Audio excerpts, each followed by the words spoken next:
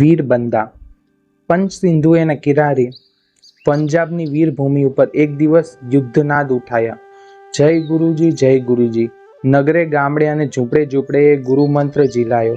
પ્રત્યેક જીભ ઉપર એ ઘોષણાનો પડઘો પડ્યો. જોત જોતામાં તો એક એક શીખ જાગી ઉઠ્યો.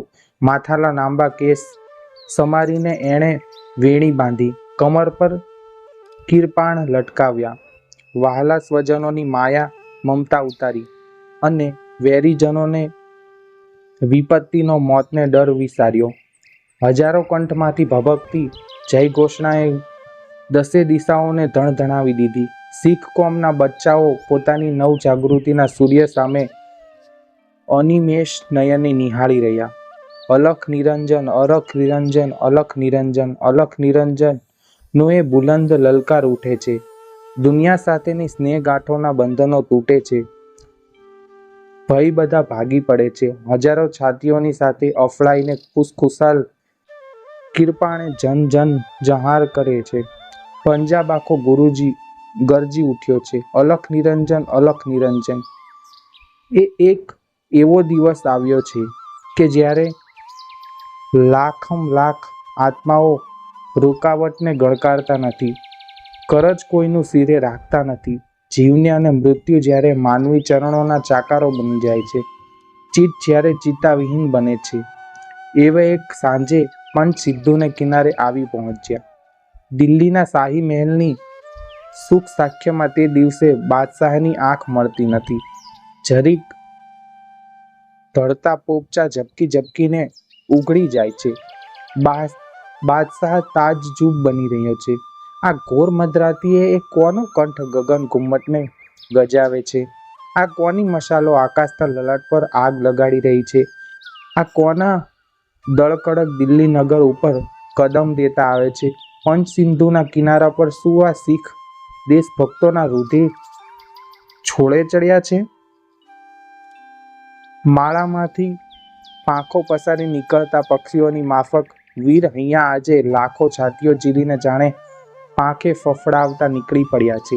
પંચ સિંધુને તીરે આજે જનેતાઓ બેટાઓના લલાટ પર પોતાની ટચલી આંગળીના લોહી કાઢી તિલક કરે છે.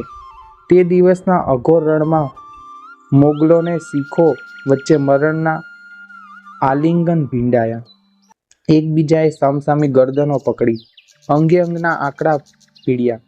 ગરુડ સાપના જાણે જીવલેણ યુદ્ધ મંડાયા. ગંભીર મેઘનાથે શીખ બચ્ચો પુકારે છે કે જય ગુરુ, વાહિગુરુ.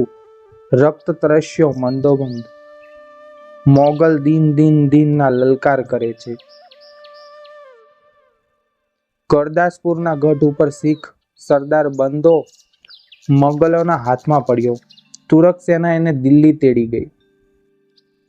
700 શીખો પણ એની સાથે ચાલી નીકળ્યા. મોખરે મોગલ સેના ચાલે છે અને એના માર્ગની ડમરી ઉડીને આકાશને ઢાંકે છે. મોગલોના ભાલા ઉપર કતલ થયેલા શીખના મસ્તકો લટકે છે. પાછળ 700 શીખો આવે છે અને એના પગની સાંકળો ખણખણાટ કરતી જાય છે. દિલ્હી નગરીના માર્ગ ઉપર માણસો સમાતા નથી. ઊંચી ઊંચી અટારીઓની બારીઓ ઉગાડીને રમણીઓ જોઈ રહી છે. એ 700 બેડીબંધ સુરવરીના 700 કંઠમાંથી પ્રચંડ ગર્જના છટે છે. અલખ નિરંજન, અલખ નિરંજન. 700 બંદીવાનોએ ખબર પડી કે આવતી સવારથી કતલ શરૂ થશે. હું પહેલો જઈશ, ના હું પહેલી ગરદન ઝુકાવીશ. એ સડસડાટીથી શીખ કારાગાર ધણધણી ઉઠ્યું. પ્રત્યેક દિવસના પ્રભાતે 100 બંદીવાનોના માથા રહેસાવા લાગ્યા. જય ગુરુ એ ઉચ્ચાર કરતી કરતી 100 ગરદનો ઝાલી મની શમશેર નીચે નમતી ગઈ. 7 દિવસમાં તો શીખ બંદીખાનું ખાલી થયું. બાકી રહ્યો એકલો વીરબંદો. પ્રભાત થયું. સભામાં વીરબંદો સાંકળોમાં બંધાયેલ ઊભો છે. એના મોં ઉપર લગારે વેદનાથની નિશાની નથી. કાજીએ 7 વર્ષના એક સુંદર બાળકને હાજર કર્યો. બંદાના હાથમાં એ બાળકને સોંપીને કાજી બોલ્યા, બંદા, 2 ઘડી બાદ તો તારે છેલ્લી મુસાફરીએ ચાલી નીકળવાનું છે, પણ મોગલોને હજુએ તારું પરાક્રમ જોવાની આતુરતા રહી ગઈ છે. તે લે આ બહાદુર. આ બાળકનું માથું તારે પોતાને હાથે જ ઉડાવી દે. બંદાનું પરાક્રમ શું એક બાળકના શરીર ઉપર અજમાવવાનું હતું? એ બાળક કોણ? એ કિશોર બાળક બંદાનો 7 વર્ષનો એકનો એક પુત્ર, બંદાના પ્રાણનો પ્રાણ. બંદાએ મોંમાંથી એક સુખન પણ ઉચ્ચાર્યો નહીં. પોતાના બાળકને બંદાએ ખેંચીને પોતાના છાતી સાથે ચાપી લીધો. જમણો પંજો એ બાળકના માથા ઉપર ધરી રાખ્યો. એના રાતા રાતા હોઠ ઉપર એક જ ચુમ્મી કરી. ધીરે ધીરે કમરમાંથી કિરપાણ ખેંચ્યું. બાળકની સામે જોઈને બાપે એના કાનમાં કહ્યું, ઓ બેટા, બોલો જય ગુરુજીનો. બીતો તો નથી ને? જય ગુરુજીને બાળકે પડઘો પાડ્યો. એ નાનકડા મોં ઉપર મોતીની આકાંક્ષા ઝળહળી ઉઠી.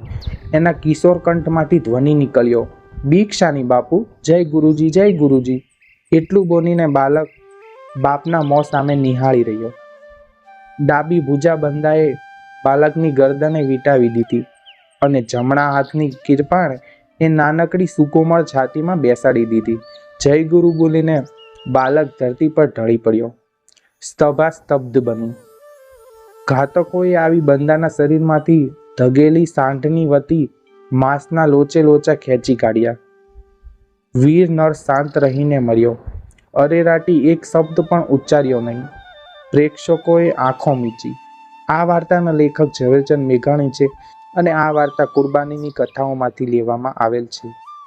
જો તમે આવી જ અન્ય સત્ય ઘટના, લોક વાર્તાઓ, પ્રેરણાત્મક સ્ટોરી અને ગુજરાતી લોક સાહિત્ય વાંચવા માંગતા હોય તો અમારી ચેનલ આપણું સાહિત્યને સબસ્ક્રાઈબ કરો અને લાઈક કરો વિડીયોને અને શેર કરો. બાકી મળીશું નવા વિડીયોમાં અમારી ચેનલમાં. ત્યાં સુધી જય હિન્દ, જય ભારત દોસ્તો.